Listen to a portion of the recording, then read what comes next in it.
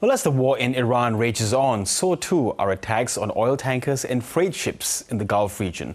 The sight of missiles and fighter jets are now a common one for sailors, and there are estimates of around up to 20,000 sailors being stranded on ships that can't safely make their way out of the Gulf region.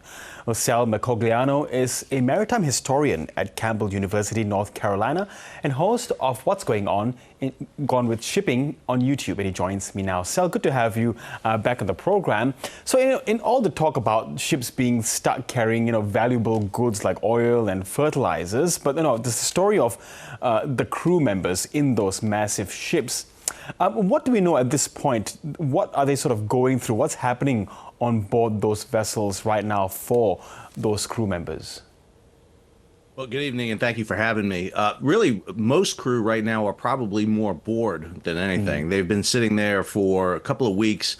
They are anxious. They're waiting to get moving. One of the things that life on board ship is fairly routine, and you want to follow your schedules. And right now, those schedules have been upended.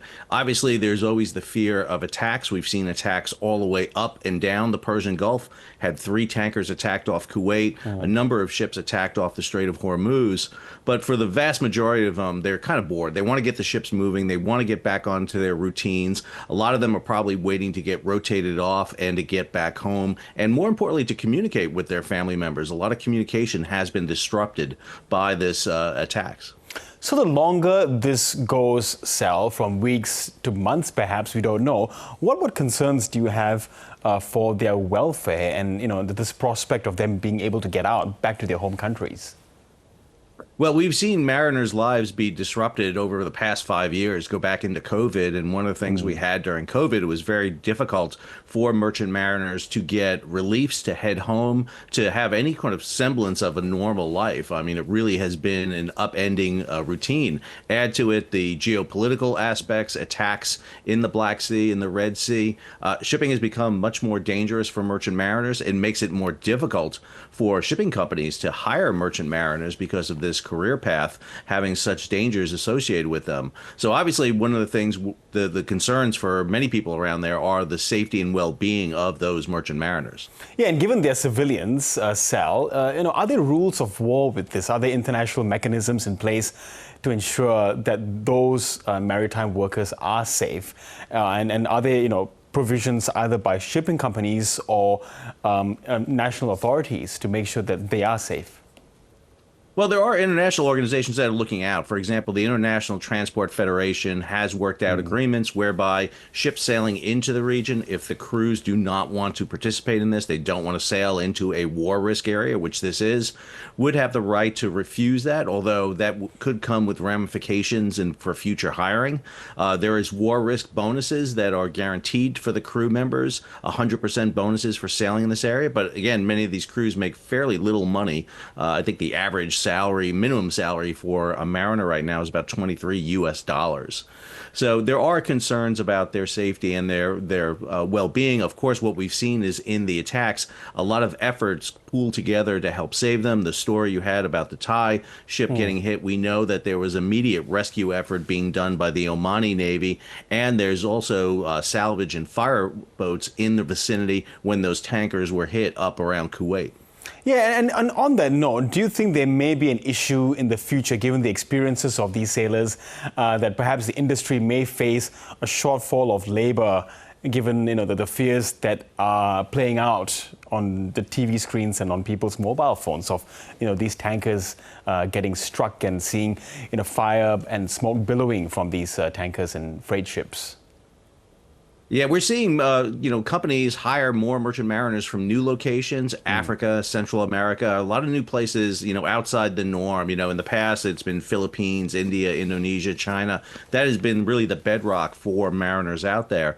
But as, challenges face those merchant mariners, that pool becomes a little more difficult to do. Plus, some shipping has become much more complicated as we adapt new types of fuels and new type of engines to ships. It requires a much greater degree of training. So, it's always been a challenge to make sure we have enough merchant mariners, about 1.3 million, to crew all the ships around the world. And this just provides another challenge to that crewing situation.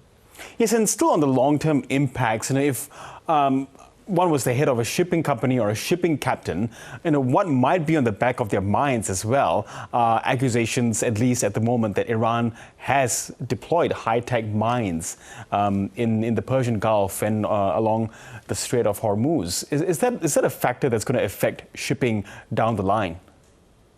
Mines are the greatest threat to ships, and there's literally nothing the ship can do about it. It's the one threat that is almost, unchallenged. You won't know until you're in the minefield. You don't know until you strike it.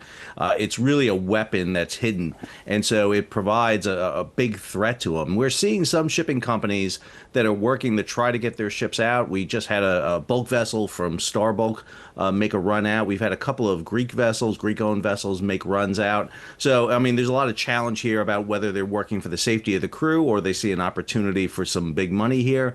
But mines are that greatest challenge. As long as mines have been deployed, that means there's an opportunity to get out of the Strait of Hormuz. But should mines be deployed, that changes the entire scenario. And now all of a sudden, those several hundred vessels in the Persian Gulf will be effectively stuck.